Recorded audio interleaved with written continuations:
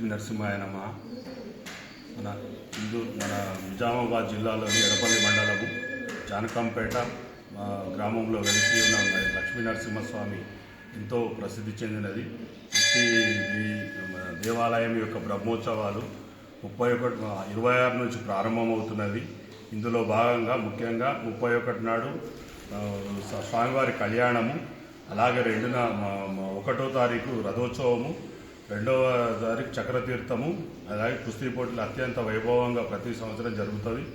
దానికి గాను ఈ కమిటీ మరియు సర్పంచ్ గారు, అలాగే గ్రామ పెద్దలు, ఉప సర్పంచ్ గారు, మెంబర్లు వారందరి సమక్షంలో ఈ బ్రోచర్ని రిలీజ్ చేయడం జరిగింది. మన వాల్ పోస్టర్లని ఎందుకంటే ఈ వాల్ పోస్టర్ల ద్వారా ప్రతి గ్రామానికి ఆటోలను తిప్పి జాతర గురించి చెప్తూ భక్తులను రావాల్సిందిగా ఆహ్వానిస్తాము. ఇటు కార్యక్రమానికి భక్తులు అధిక సంఖ్యలో విచ్చేసి స్వామివారి కృపకు పాత్రలు కావాలని నా యొక్క మనవి.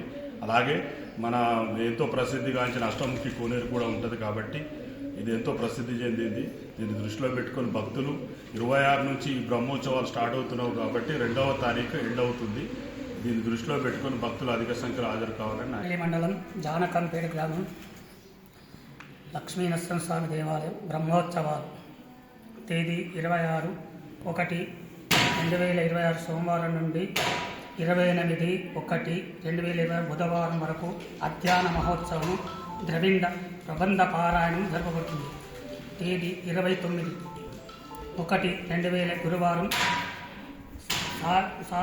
4 గంటలకు స్తపనము, పుణ్యావాచనము, మాతృక పూజ, రక్షాబంధనం, అంకురార్పణం, ముత్యగ్రహణం, ఆరతి, తీర్థప్రసాద వితరణ.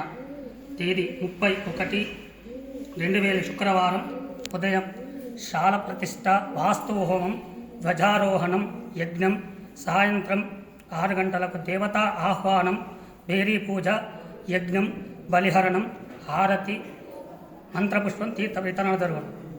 తేదీ 31/1/2026 శనివారం ఉదయం యజ్ఞము, బలిహరణం, సాయంత్రం 4 గంటలకు శ్రీ లక్ష్మీ నరసింహస్వామి వారి కళ్యాణోత్సవము,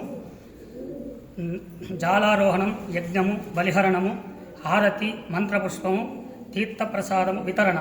5 గంటలకు అన్నదాన కార్యక్రమం కలదు.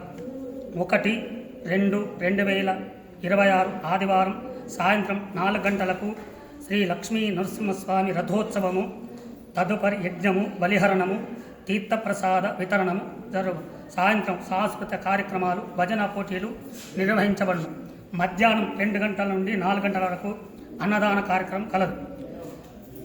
22/2/2026 సోమవారం ఉదయం శేషహోమము, బలిహరణం, మధ్యాహ్నం 2 గంటలకు కుస్తీ పోటీలు పెద్ద ఎత్తున జరగబడును.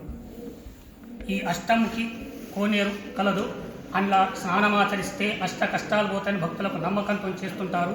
సంతానం లేని వారికి సంతానము, సంపద లేని వారికి సంపద కలుగుతాయని భక్తులు ఓం నమో నారాయణాయ అంటూ 8 ప్రదక్షిణాలు చేసుకుంటూ వచ్చే మార్గంలో శివాలయం ఉంది. లక్ష్మీనరసింహ ఆలయంలో దర్శించుకొని పోయే ముందు ఆంజనేయ స్వామి టెంపుల్ ఉన్నది, అక్కడ కూడా దర్శించుకొని వెళ్తుంటుంటారు. ఈ ఉత్సవాల కార్యక్రమంలో భక్తులు అధిక సంఖ్యలో వచ్చి స్వామివారిని దర్శించుకొని వెళ్ళాలని కోరుతున్నారు.